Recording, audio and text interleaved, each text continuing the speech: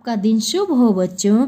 आज मैं आपके लिए कक्षा 9 भूगोल अध्याय 2 मानचित्र वाला प्रश्न में लेके आई हूँ, जिसमें ये पूछा गया है कि पर्वत शिखर कहाँ कहाँ है। पठार, मरुस्थल, नदियों का दोआब और पश्चिमी घाट, कोरोमंडल तट ये कहाँ पर है, इसके बारे में इस भारत के नक्शे में अपने देश में पूछा गया है। सबसे पहले आता है बच्चों पर्वत शिखर के बारे में पूछा है 1 नंबर पर। तो पर्वत के देखो मैंने इंडिकेट कर रखा है, त्रिभुज आकार में बना रखा है, मतलब ये जहाँ जहाँ आपको दिखेंगे वो पर्वत है, पर्वत शिखर। तो पर्वत शिखर के अंतर्गत आपके सबसे पहले पूछा है के टू देखो ये दिख रहा है ना बच्चों, केटू पर्वत शिखर।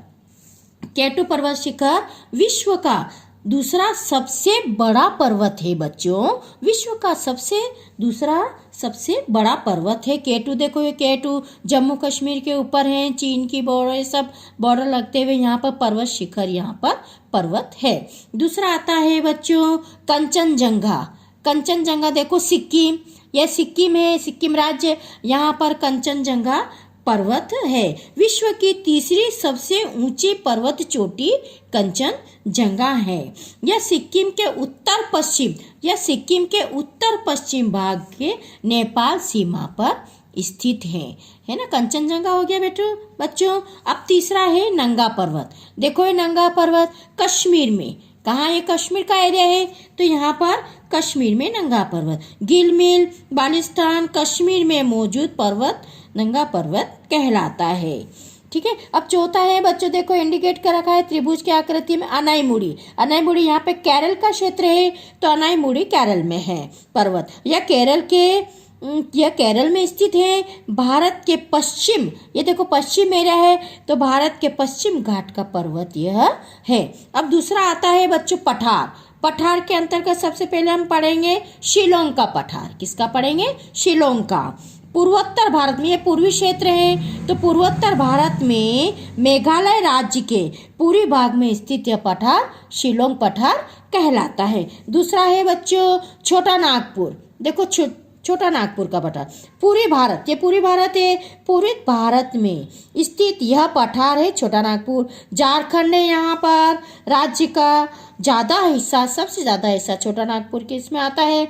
पश्चिमी बंगाल, बिहार व छत्तीसगढ़ का कुछ भाग पठार में आता है। देखो ये छोटा नागपुर का पठार। तीसरा है बेटा बच्चों मालवा और बुंदेलखंड का पठार। मालवा का पठार विंध्याचल पहाड़ियों, मालवा देखो मध्य प्रदेश का हिस्सा है, विंध्याचल पहाड़ियों के त्रिभुज आकृति पर यह पठार है।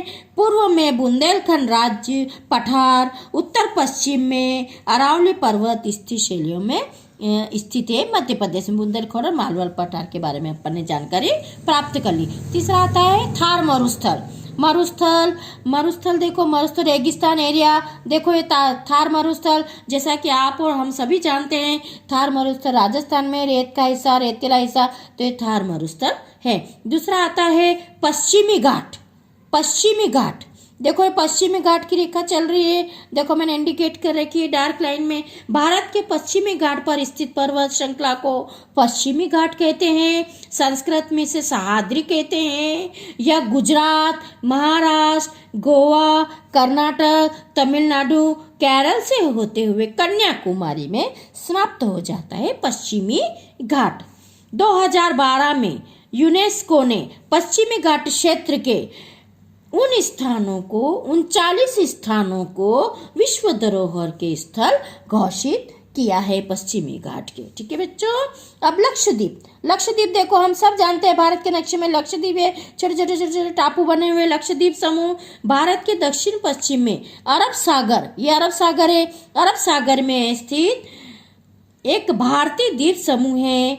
इसकी राजधानी कवरत्ती है।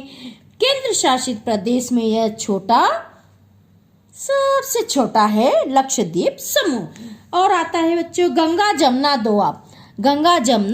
दोआब। देखो ये ऊपर आ जाओ, वापस जम्मू कश्मीर के पास ऊपर उत्तर की तरफ आ जाओ। गंगा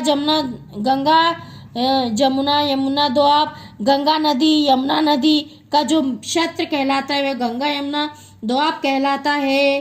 पूर्वी तट भारत के पश्चिमी और दक्षिण पश्चिम उत्तर प्रदेश राज्य के गंगा मैदान का एक हिस्सा है। दोआब दो नदियों के बीच के क्षेत्र को भी दोआब कहा जाता है। ये गंगा यमुना नदी से मिलकर बना है, यह स्थान है। ठीक है बच्चों, अब आता है कोरोमंडल तट। ये देखो किनार पांडुचेरी, यहाँ पर कोरोमंडल तट। कोरोमंडल तट भारतीय उपमहाद्वीप का दक्षिणी तट क्षेत्र है। पूर्वी घाट, हिंद महासागर, बंगाल की खाड़ी के बीच स्थित है कोरोमंडल तट। तमिलनाडु, आंध्र प्रदेश, यहाँ पे तमिलनाडु, आंध्र प्रदेश, पांडुचेरी क्षेत्रों में इसका तट का इसमें हिस्सा है। अब आपको बच्चों समझ में आ गया। कक्षा 9 का मानचित्र वाला प्रश्न है, आप जरूर देखें, लाइक करें, कमेंट्स करें। धन्यवाद।